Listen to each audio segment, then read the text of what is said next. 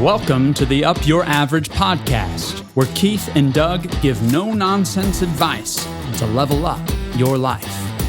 So buckle up and listen closely to Up Your Average.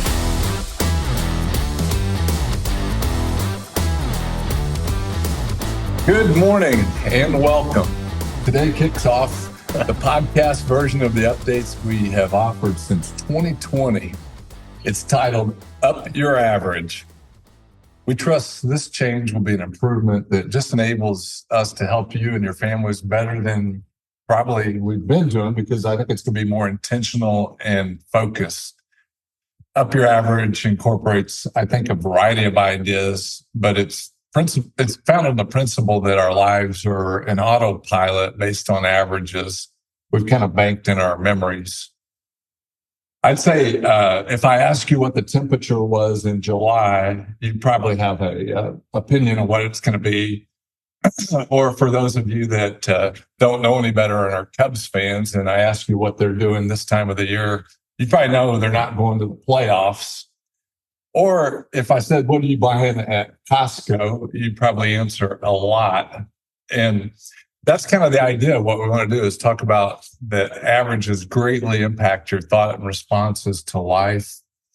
And those averages we perceive may or may not be correct. And so that's what we want to delve into.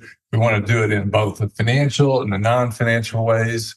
And the primary goal is to help you and your families live more abundantly. So that's where we're at. I hope you enjoy the new version of this. Doug, what do you think about averages? I think Yogi Berra is one of the great philosophers of all time. And what did he say? You can observe a lot about life by just watching. And so just by paying attention, keeping your eyes open, you can see what people are doing, how they're living their life. For us, Keith, we get to see how people are handling their money. And we can formulate averages and opinions. And sometimes what I'm observing can be wrong.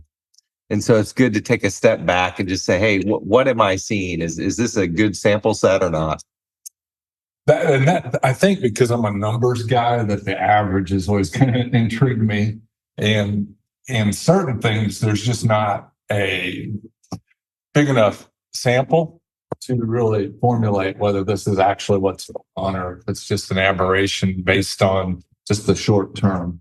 Like the rain that people are getting today, if they average that out in that, in the Midwest, they would formulate an opinion that's not going to be really true or genuine.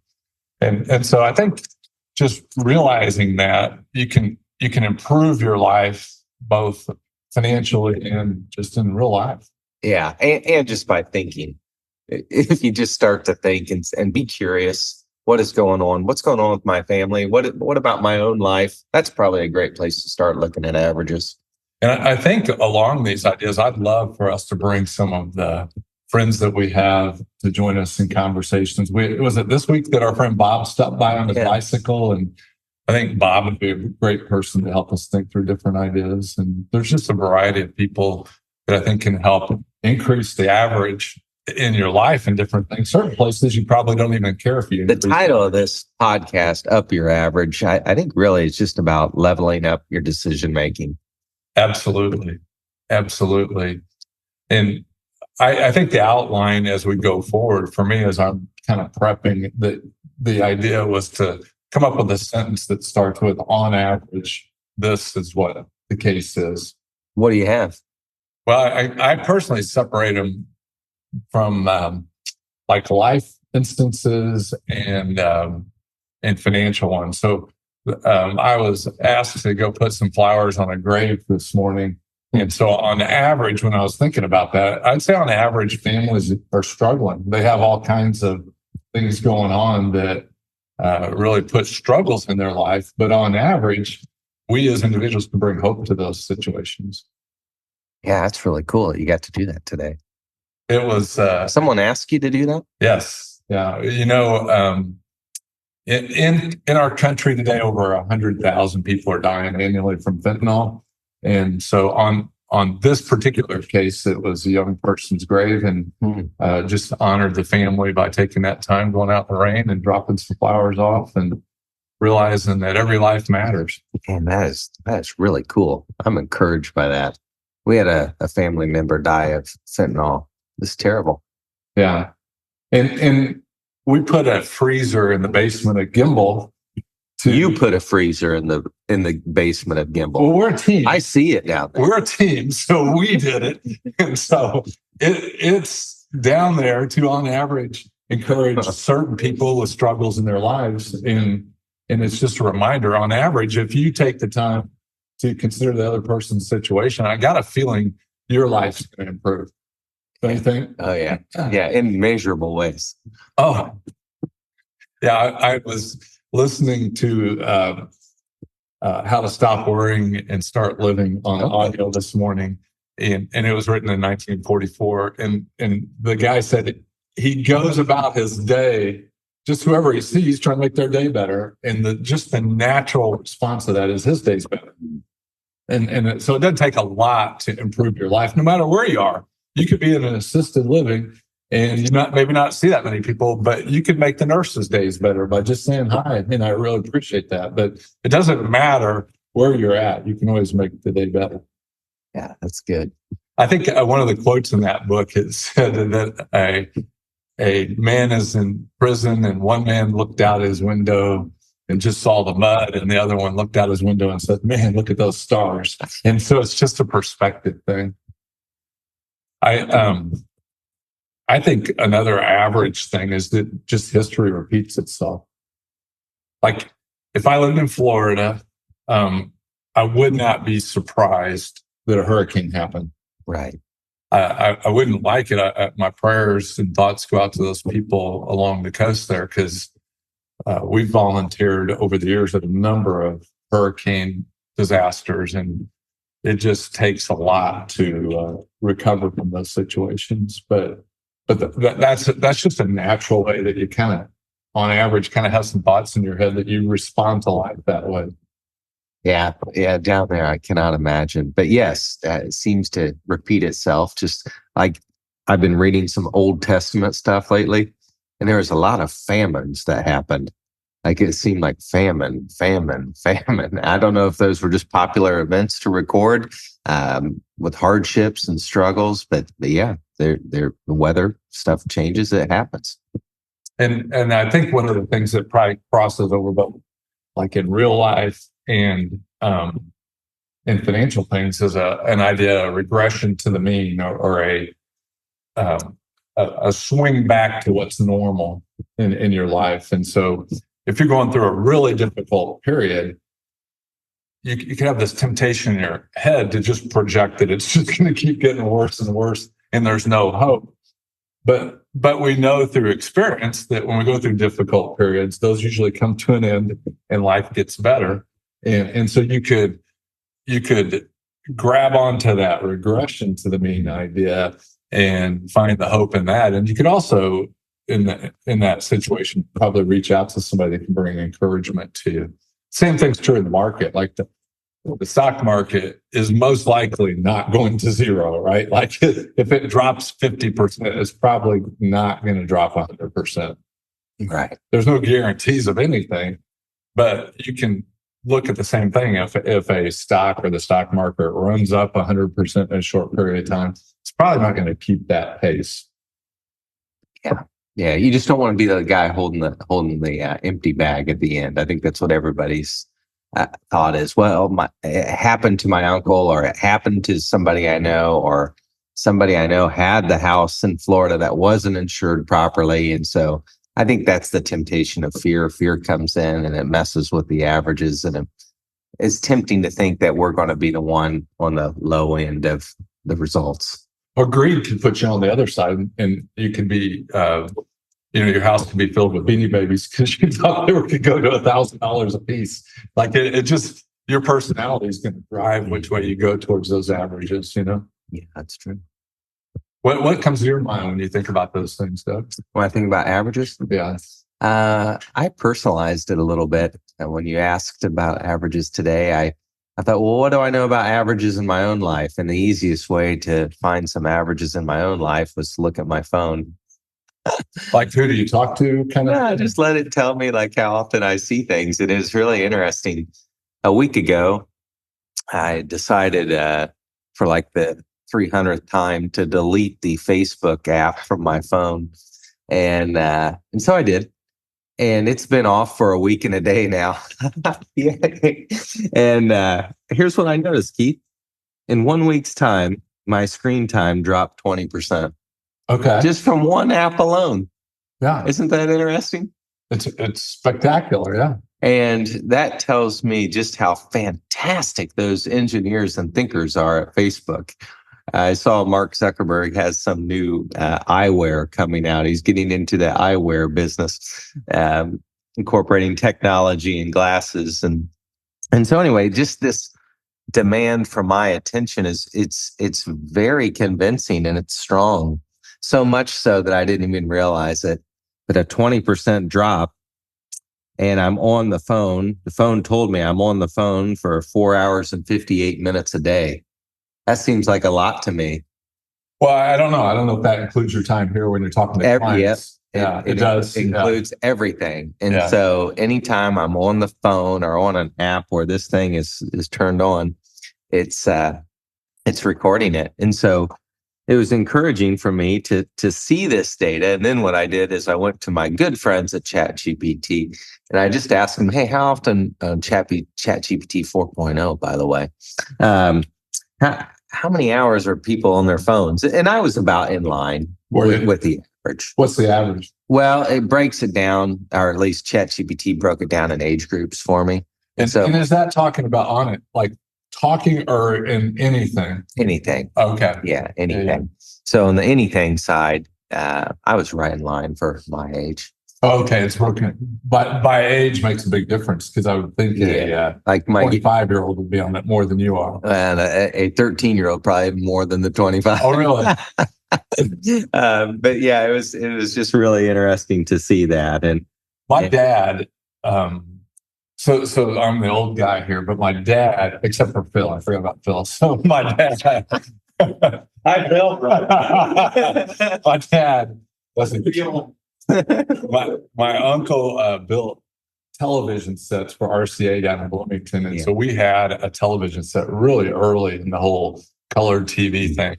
And my dad would say to me as a teenager, why are you watching that so much? Why do you want to watch somebody else make a living?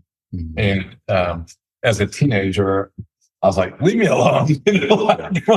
As I see how time dwindles, I just don't want to give my time away to something like that. So it's really easy that those but it's even more wild than that, I think, because you say, I don't want to give my time to that, but now you get to choose where you give your time to. And so kids today are so good on YouTube where they can say, hey, my interest is in, you pick. It could be something noble like woodworking.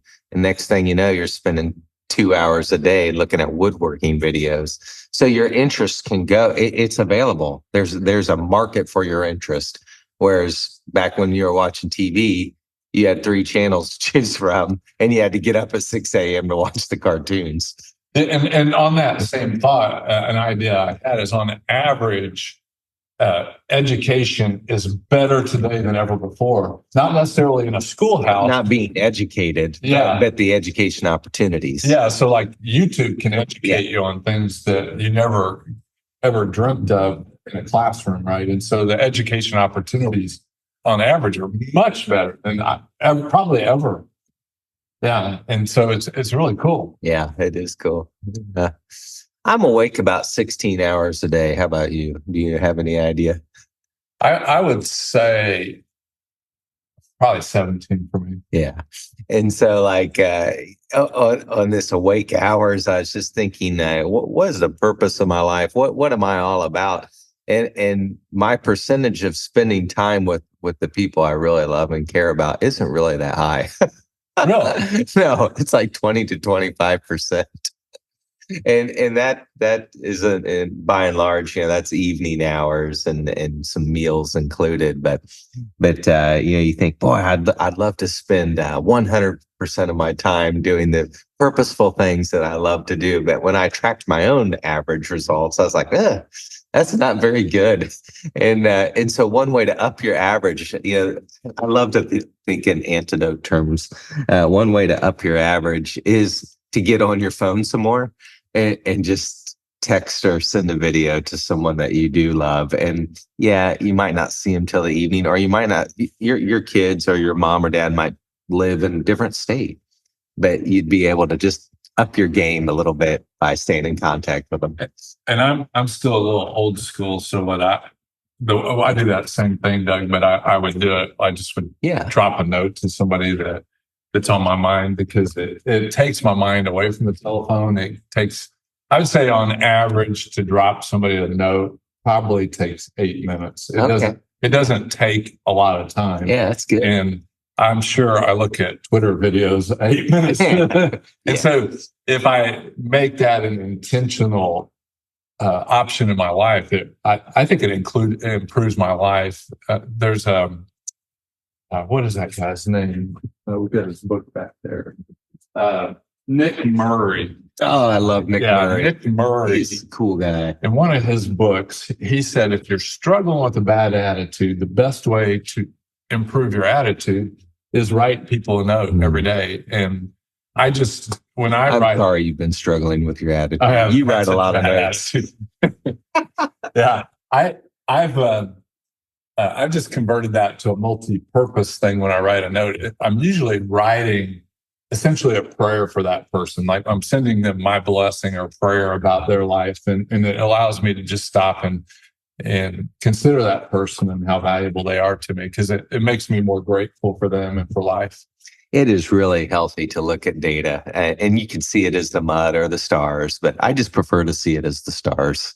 And when I am seeing things as the mud, normally what happens for me is there's somebody, it could be the barista making my coffee, who just helps me like lift out of that and see things differently. So yeah, even just seeing this data about the phone and all this stuff, I mean, that doesn't discourage me. It just says, hey, what could I be doing, or how could I use this tool to enhance my life? I asked my barista about her life yesterday at the Neiman Harvest Market. Is that what that place is called? Neiman Harvest Market. If you're in town, go check it out. Miranda, I believe, is her name. And I just asked her, is this a good place to work? Because that's kind of a good question. Mm-hmm. On average, somebody should all tell you if it's a good place to work or not. And she told me she drives from Greenwood to Carmel every day. Man. That's like what?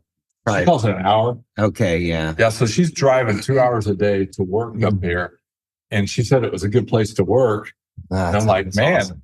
And so I asked her even more about that. And she had to, when she was doing training, she would drive an hour here and 2 hours to Champaign, Illinois. Yeah, Champaign, that's Illinois. Their headquarters. Well, they're in Quincy, but they do some training in Champaign. And she said she did that for 5 weeks. And it told me that probably that place is a good place to work, because who's going to do that? Yeah, that's great. Yeah, and so you can learn a lot by even being just curious. On average, I'd say. Yeah. What else do you have there in your data, Doug? Oh, I got lots of good stuff. That's probably the life side. Okay. You asked about the financial side. Yeah. And so I went into my life again on the practical, kind of what's going on in the Shreves' lives. And on the financial side, I've had an expensive month. Our house is a little over 10 years old. It's great. But this month we replaced a washer. We replaced a dryer. And why not replace the fridge while you're at it? And so we replaced all these things. And I thought, well, what's the average lifespan of this stuff? And it's somewhere between 10 and 13 years. Is it really? Yeah. And so like there's a lot of, with home ownership, there's a lot of probably 10 to 15 year expensive items that shouldn't surprise you when they come due. This is not an emergency. This does not qualify. It shouldn't surprise you that you're going to have to drop a couple G's for the household appliances. And so what's the antidote to all that? I think the antidote is saving some of your money. And then the other antidote to all that is maintaining your stuff. And if you can maintain your stuff, it'll probably treat you a lot better. Like our dryer, that thing just gets abused. Oh yeah. I mean, we have 4 boys that, just, I don't even know what goes in the washing machine. Hopefully not Tippy. Oh yeah, hopefully not the dog. But yeah, so just maintaining your stuff and then knowing it has a lifespan. And another one of my favorite ones is I like car stuff. And so I think I looked up the average car today that's being driven around. It's 10 to 13 years old. It's pretty interesting. How many miles is that? I don't know. You put on what, 12 to 15,000 a year. 180. Yeah. And so just kind of understanding that when your car needs some maintenance, this is not an emergency. This is not a surprise to you. It shouldn't be. If it is, call me. I'll give you a ride somewhere. But yeah, so just you can up your average by just knowing that stuff's going to happen, not letting it really move your emotional pulse and being ready for it. Now it's really funny. One of my personal on average ideas, on average, I believe you're going to be healthy 70 to 80 years on average. Some people don't get that. You didn't quote your source there. That's straight up plagiarism. That's Psalm 90:10, if you're wondering. And I had somebody that was over that average that I was meeting with yesterday, and we were talking about we don't really know if somebody has enough money unless we actually know their date of death. Yeah. Because if you live to 120 versus 70, you're going to need a lot more money. And I was pointing out to them kind of an idea different than maintaining your stuff yesterday. They don't necessarily have heirs. And so in their 80s, if they want to pour a lot of money into their house and it's depleting their assets to live on, it doesn't really matter. Yeah. Like you could let the house go a little bit in your 80s because particularly if you don't have heirs, because it's going to sell for what it's going to sell for. And so that's kind of a out of the box idea. I was going to say, that's kind of opposite world. How do people receive that information?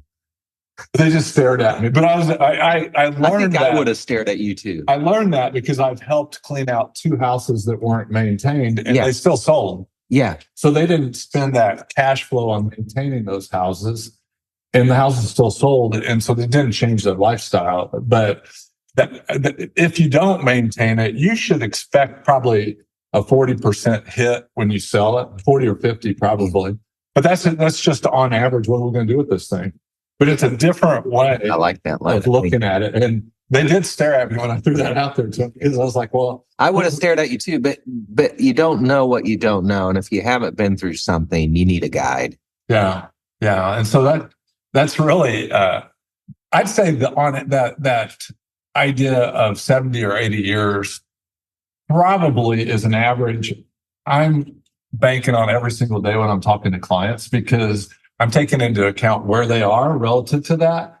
And that span, that range and difference helps me offer unique advice to their situation. And if you don't take that into account, then you probably are just offering generic advice. I was talking to a client yesterday morning, and she said back when she was in her 50s that I told her that your view of money will evolve as the decades of your life evolve. Like in your 50s, you're going to have different questions than your 60s and your 70s and 80s.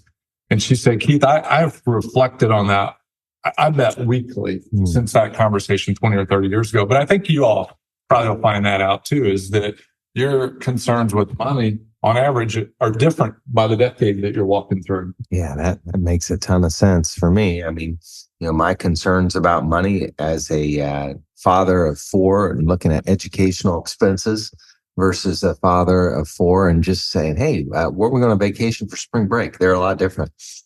Right. And as a father of 5, really 7 with the new additions to our family, almost 8. And my thoughts with money are how can I help them? Which that wasn't really a thought a decade ago. Yeah. I just want to get them out of the house. Not that I didn't love them. I'm just saying, how do I get them to this next stage? But now there's not a lot that I haven't done or bought or experienced that I want to experience. So mostly what I want to convert my money to is spending time with those people. Just like you said, is getting as much time with them as possible. I called a client of ours. This was a couple months ago, and he has an 8 in front of his age. And I said, "Hey, what money concerns do you have?" And it's not like this guy has millions of dollars. He goes, "Money concerns." He says, "I'm good. I've got all my stuff paid off. What am I going to use money for?" And I thought that was really cool. And it wasn't like he didn't care, but he just had a very healthy relationship with his money. And on average, I don't think many people could have that type of laughter and health about their relationship with their money. Man, that's a good place to bring that thought to closure. I thought I would give you guys an update about how averages impact the specifics of what's going out there today. We have been, I would say, counterculture to our friends in the industry by suggesting that you can actually make decisions about the direction of the market. Okay. Yeah. Absolutely you can. And my opinion is that the people that said buy and hold really are more of the newer version of investors rather than the average ones over history. Yeah, I could see that being true. Do you think that's influenced by just higher education, or? I think it's influenced probably by that. There was a book called A Random Walk Down Wall Street or something like that, where they said you can't beat the markets. And I think it's heavily influenced the last 40 years by the trillions of dollars that are managed by mutual funds, because it's really helpful for them to say buy and hold because it keeps their asset base stable, it keeps their income stream stable, but it may not be the right idea for an 85-year-old, right? Like they may want to shift things. And so I thought I would tell you a little history here. Charles Dow and Edward Jones, back in 1896, they came up with a thing called the Dow Jones Industrial Average. I didn't know that Edward Jones was in on that. Yeah, you think it's the same? I don't know. I didn't look that up. It's got to be, right? I don't know. We'll get back to you. If you know, let me know. Yeah, it included 12 prominent stocks, but it wasn't the first average. In 1894, Charles Dow had used the Dow Jones Transportation Average. Okay, cool. And guess what the purpose, like when you start measuring something, there's a purpose for measuring it, right? Yeah. And guess what the purpose was? Tell me. The Dow Jones was conceived as a tool to provide investors with a clearer understanding of market trends. I love it. Yeah. So what they were saying is they were trying to decide whether to be in or out. Where to go. Yeah, because they would sit under these trees and try to guess what's going on in the market. There was no streaming prices. There was no internet. It was just like, oh, you bought some stock, Doug? What price did you pay? That's what was going on in the 1800s. Well, let's show our friends what's going on out there today. What do you say? We shift into stock market stuff? Yeah, just show them on average what's going on in the markets. What do you want to show them? Well, should we describe what we're looking at here? Well, we're not sharing yet. So okay. All right, what do we got here, Doug? And we got a bunch of squiggly lines. We've got vertical lines, and we've got some horizontal-ish lines. But those vertical lines, the blue ones, and then I don't know if that's pink or fuchsia or what color that is. Yeah, don't ask me. The vertical lines are price. And so it's price movement. And so up near the top of one of those lines is the high of that day. And the bottom of the line is the low of the day. And so what you see here is this is the NASDAQ composite. And there's just a ton of stocks in the NASDAQ. I love the NASDAQ. And you have price movements. And what this shows me is that if you look kind of where Keith's extending those lines, we've been in an uptrend. And that uptrend came under some pressure. And with the pressure, it sold off. And then it rebounded, and it rebounded almost exactly at the 200-day moving average. And that 200-day moving average, we talk about averages on this show, that's one that we pay a lot of attention to. We think that prices above the 200-day moving average are better than below. How profound is that? Right. And so if you want to up your investment average, you generally, I think, want to be in the market when that line is going up and not in it when it is going down, right? Yeah. Because if it's going down over 200 days, it's not been a good 200 days, right? Mm-hmm. That's right. It's like a massive ship trying to change its course. If it's changed its course to be pointing down, it's been going down for quite a while. Has anyone noticed it's tough to predict the future? But we do like trends. The trend is your friend. That's something that's said in this business, in this industry space. But buying. Go ahead. Oh, go ahead. I was going to say, can I show you an example of an individual stock? We're not recommending any stocks, but how these things can work. Because this may be a stock that you go by their stores all the time. But Walgreens is here in the Midwest is a pretty ordinary thing. And I got to change the time frame a little bit for you. That it's been trending below this 200-day moving average for quite a while. This goes all the way back to 23. And it crossed over here in July of probably 21, crossed down here. And then it's been fighting with it. But this is March, I would say, of 2022, that it got below the 200-day average right there at $45 a share. And if you go to today, you can buy all you want at $9 a share, which I wouldn't recommend, because that trend, what I said is when that line is going down, it's probably not a good place to be sitting with your wealth. Kind of like baseball. There's statistics. There's so many statistics and data points for the stock market. And one of my favorites is that RS rating there and at the bottom of the screen. But hang on, I'll get us back there. I took that off, Doug. And it's okay. The RS rating on Walgreens was a 4. Oh, yeah. And that basically just tells us that it's outperforming 4% of the S&P 500. If you have a 3, you're probably a Cubs fan. No, and so an RS rating of 4 just catches my attention. It's definitely not what you want to see in a company that you're holding on to, or an investment you're holding on to.